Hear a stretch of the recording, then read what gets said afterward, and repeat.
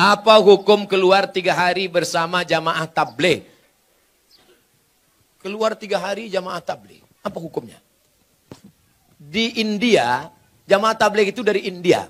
Namanya Maulana Ilyas dan Maulana Zakaria Kandahlawi. Di India nggak bisa tabligh akbar begini. Di India nggak bisa tabligh akbar begini. Kalau tabligh akbar begini, datang Amitabh Bachchan, Sanjay Dutt, Hema Malini, Rani Mukherjee. Hafal juga Pak Ustaz.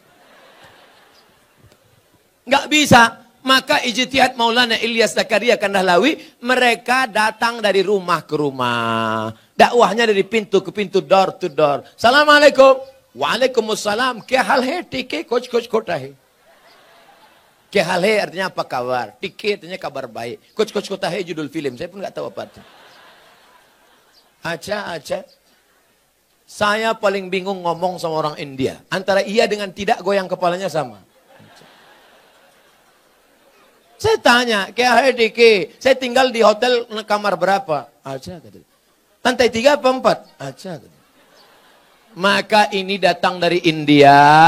Mereka ulama-ulama ahli hadis. Siapa yang kaya, punya duit banyak, kerja tidak mengikat, 3 hari datang ngajak ke pintu. Assalamualaikum, waalaikumsalam. Ayo ke masjid ya. Ayo datang pengajian ya. Mereka inilah yang berdakwah di jalan Allah. Abdul Somad ceramah ke Bontang. Kenapa? Karena diundang Pemko. Abdul Somad ceramah ke Bontang. Kenapa? Karena diundang Bada LNG atau LNG Bada. Tapi mereka yang datang rumah ke rumah, ada yang undang mereka? Tidak ada. Ada proposal untuk mereka? Tidak ada. Mereka datang lillahi ta'ala. Ini jamaah tabligh aliran sesat Pak Ustaz. Kenapa sesat? Karena mereka berjenggot. Nabi Muhammad berjenggot. Karena mereka bersorban. Nabi Muhammad bersorban. Karena mereka pakai jubah. Nabi Muhammad pakai jubah. Kenapa Ustaz nggak pakai jubah? Ini orang ramai narik-narik. Kalau sempat saya pakai jubah, tanggal jubahnya. Maka saya pakai celana biar supaya cepat lari, nanti selesai ceramah langsung masuk mobil pulang. Jangan katakan mereka sesat. Mereka adalah orang yang mengajak ke jalan Allah. Mereka aslinya dulu preman, bertato, kumis tebal, anting-anting, gak kenal agama. Tapi datang jamaah tabligh di terminal, ini preman. Datang, tato besar, gambar ular kobra. Datang itu jamaah tabligh, memukul ular kobranya. Hei, ayo ke masjid. Berani anting ngajak saya? Besok dia datang lagi. Lama-lama preman ini tersentuh. Datanglah dia ke masjid. Ini bukan cerita bohong. Ini bukan cerita yang diada-adakan. Seorang preman di kampung saya. Rambutnya panjang, punya meja biliar. Tidak pernah sholat. Akhirnya saya pulang dari Mesir. Dia yang jadi imam di masjid. Bismillahirrahmanirrahim. Saya heran. Siapa ini? Assalamualaikum warahmatullahi. Yang punya meja biliar. Saya tanya, abang gimana ceritanya taubat? Ustadz nggak pernah menceramahi aku nggak pernah datang ke masjid, aku nggak pernah dengar khutbah, aku nggak pernah nengok tabligh akbar. Tapi ada orang yang datang ke meja biliarku, mengajakku. Siapa itu? Inilah dia jamaah tabligh. Berapa banyak orang dapat hidayah karena mereka. Kalau engkau belum sanggup seperti mereka, jangan ejek olok-olok mereka. Ini banyak orang ngejek. Apa itu? Itu jamaah kompor. Apa itu? Itu jamaah KUPJ. Apa itu KUPJ? Kelompok Ustadz Panjang Janggut. Oleh sebab itu maka mereka dakwahnya lembut. Assalamualaikum Pak Haji. Waalaikumsalam. Ayo ke masjid ya Pak Haji. Jangan ajak-ajak saya. Kamu belum lahir, saya sudah haji.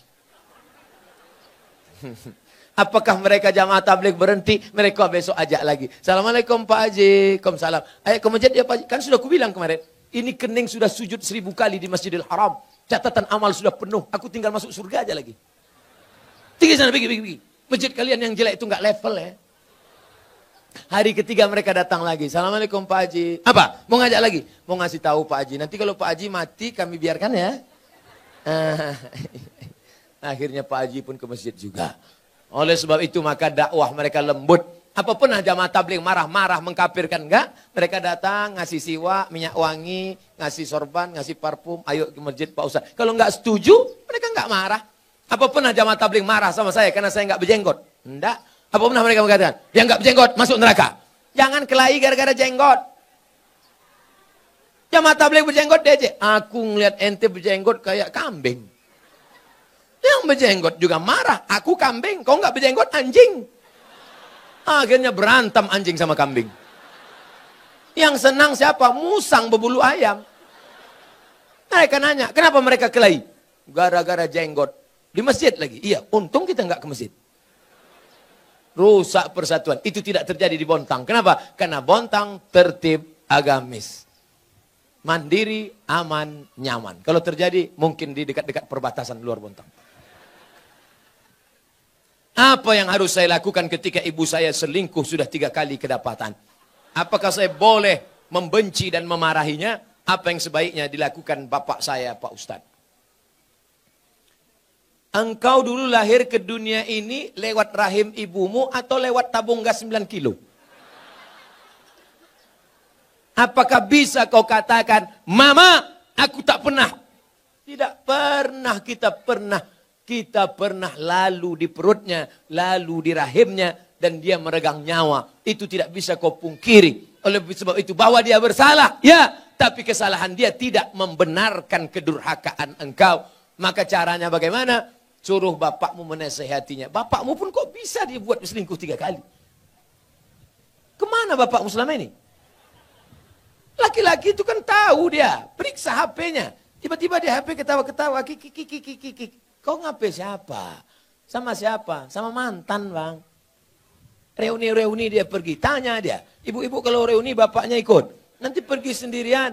Ditanya, mana gambar suamimu? Ini. Gantengan aku ya? Iya, Bang. Akhirnya semua berawal dari macam. Udah macam abang saya. Udah macam adik saya. Berawal dari macam, berakhir dengan macam-macam. Oleh sebab itu ini mesti kita jaga. Nah, dalam kasus begini bagaimana Pak Ustadz? Laki-laki 2. Yang pertama, dia sabar atau dia gugat ke pengadilan. Kalau kau sabar, kau jaga dia. Kalau tidak, kau gugat di pengadilan. Maka kasus perselingkuhan paling cepat hakim menjatuhkan talak. Kalau kau sabar, jaga dia dengan baik. Kalau kau tak sabar, kau lepas dia dengan baik. Bunga bukan setangkai, kumbang bukan seekor. Patah tumbuh hilang berganti, hilang 1 tumbuh 1000. Gimana? Sabar? Saya sabar Pak Ustadz. Jaga dia sampai mati, saya jaga Pak Ustadz. Lupakan yang lain, lupakan. Jaga dia. Tapi jangan mulutmu berkata sabar, hatimu berkata yang lain. Gimana aku bisa menerima dia? Dia sudah diobok-obok 3 orang. Ustadz, seorang akhwat, ada ingin saya tanyakan. Ada orang melamar saya, tapi saya sedang menyukai orang lain. Bagaimana ya Pak Ustadz? Ini mancing-mancing aja. Ada laki-laki melamar engkau, tapi hatimu sedang suka dengan orang lain. Maka kau tengok dulu mana di antara 2 laki-laki ini yang bisa menyelamatkan engkau dunia akhirat. Kalau tiba-tiba yang ini datang, ini jantan dia, perkasa dia, dipinangnya kau dengan baik. Ini cuma berani bawa engkau makan mie ayam, bakso, bonceng sana, bonceng sini, pegang tangan, ujung jempol kaki. Maka kau campakkan ini, Fir'aun, ini tak ada gunanya nih. Ini yang Musa yang baik ini. Laki-laki yang baik bukan yang berani membawa engkau di belakang orang tuamu. Laki-laki yang baik adalah yang bertanggung jawab datang. Laki-laki yang perkasa bukan yang datang dengan mobil besar, motor megah yang mewah. Laki-laki yang perkasa adalah laki-laki yang berani berkata, kupinang kau dengan bismillah. Buanglah mantan pada tempatnya. Mudah-mudahan yang tua, yang muda, remaja-remaji semuanya diselamatkan Allah Subhanahu wa taala.